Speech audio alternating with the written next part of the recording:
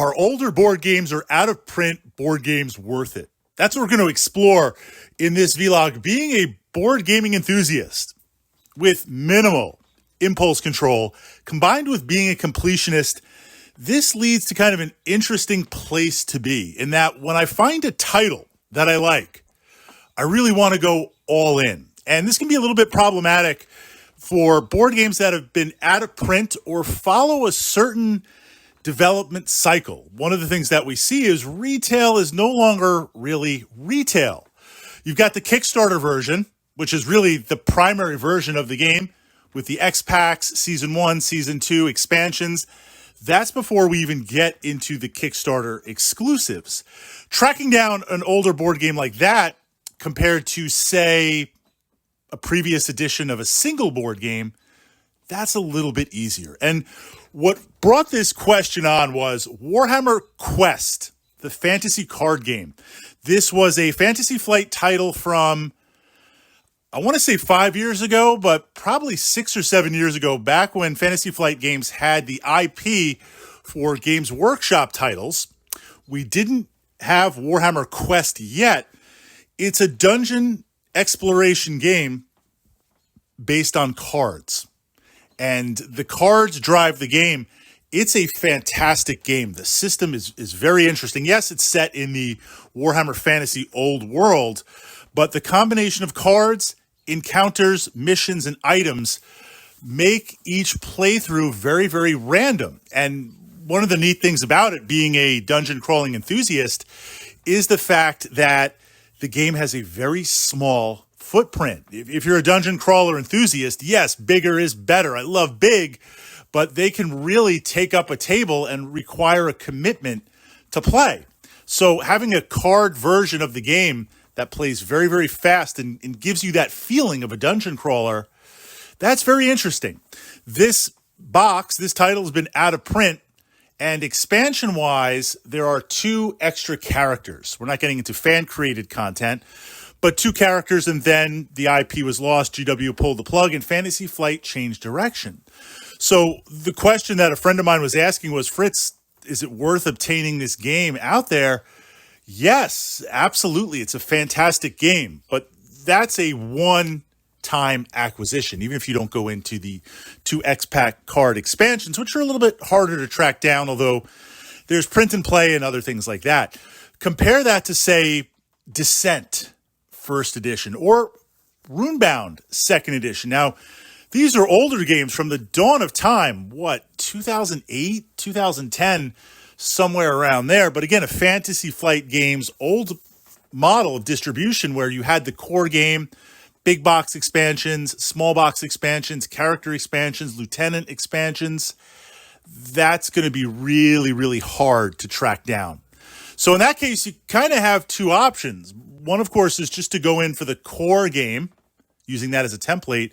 Or if you're going to try and track down all the expansions or most of the expansions, or at least kind of the really good ones, I often find trying to score a complete or somewhat complete collection is much easier in the long run. It's going to take longer to have that come on, whether it's BGG or eBay or some sort of other trading area, or maybe your local gaming club or gaming group. From that perspective, waiting for a somewhat complete collection or complete collection is much, much easier than trying to obtain them aftermarket separately. And a lot of things, it's absolutely impossible, especially if you have an awareness. An example of this would be Blackstone Fortress, Warhammer Quest Blackstone Fortress. Interesting title. Being a 40K enthusiast, I bought into the game. I bought into the system when it was released. And of course, Games Workshop said they were going to put out a number of big box and small box expansions. But they also said at the time, they said, this game, we're going to support. It's going to be around. We are committed to long-term support. This is not another pump and dump. This is not kind of a reskin of the old specialist games where we put it out and we just dump it without telling you.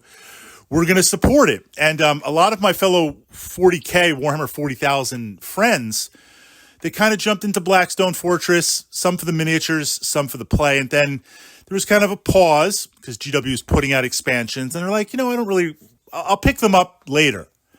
Now I'm like, look, I've been a GW enthusiast playing Warhammer for long enough. You know what GW does. It's FOMO. It's limited release. They're going to put this stuff out and it's never coming back. And you're never going to be able to really obtain it secondhand, or it's going to be so crazy expensive, even if you're an enthusiast with poor impulse control and a completionist, it's just financially impossible. So as I went through Blackstone Fortress, I had allocated enough to pick up the expansions as they were released. Now, playing through them one at a time, some of my friends were like, Fritz, we're still in like the second big box expansion for this. Pause. We're never going to get to these. And I'm like, look, they're just going to sit on the shelf because I know Games Workshop. It's not what they say. It's what they do all the time. That's an example of certain titles at that moment. If you don't pick them up, it's just going to be too hard to get them.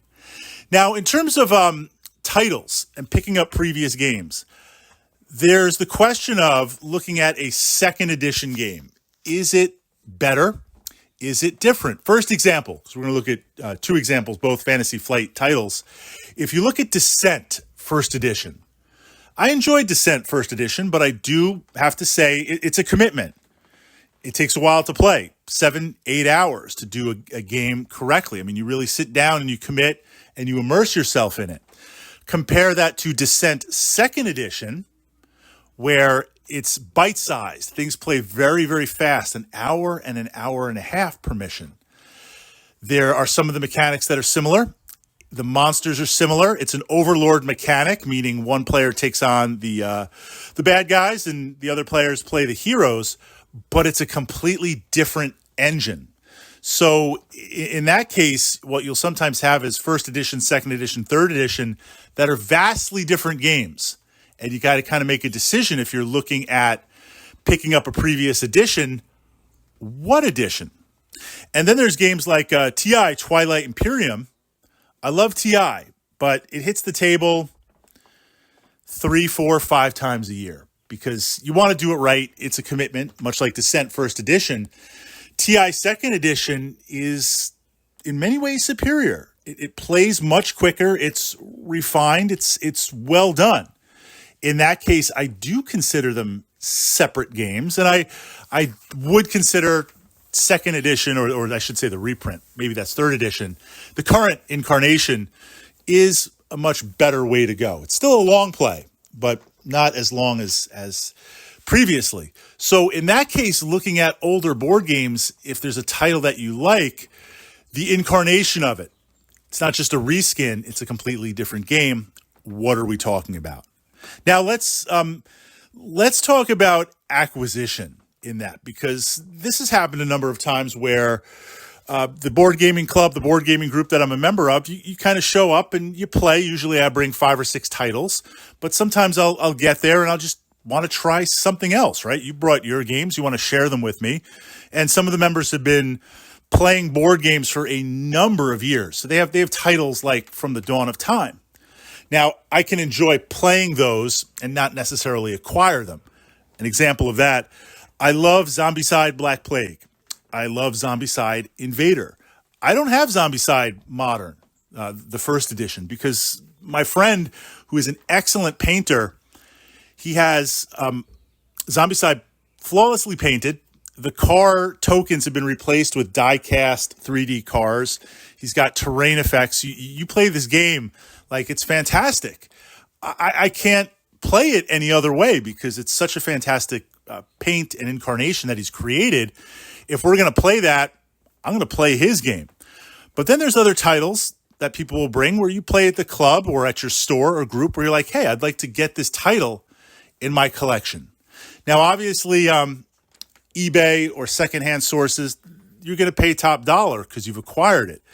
I find the way to acquire titles that I'm interested in, if you have a large enough community, just put the word out, ask around. You'd be surprised at what board gamers have in the back of their closet. When we were getting into Gaslands, a friend who I really enjoy playing with him. So it was part helping him out, part gift, where he's into like Car Wars, Gaslands, all that type of stuff. And he's like, man, I really wish I had Dark Future. Printed out the rule book. It looks kind of neat, Games Workshop game.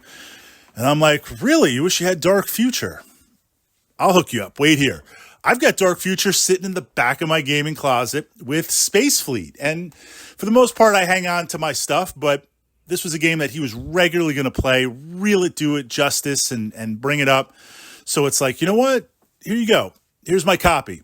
As long as when you bring it, I get to sit down and get first choice of what to play. So you would be surprised if you can forge those relationships, those contacts, and just ask around. I'm looking for this title. I'd like to acquire this. I'd like to play that. That tends to open things up because people have stuff, people know stuff. That's my preferred way of acquiring a title. I'd always want to acquire it through someone I know because this way I build that relationship. They're helping me out, and if I can ever help them out in some way. But for the most part, that acquisition depends on the game. First edition, second edition, is it just a reskin or does it change in the rules?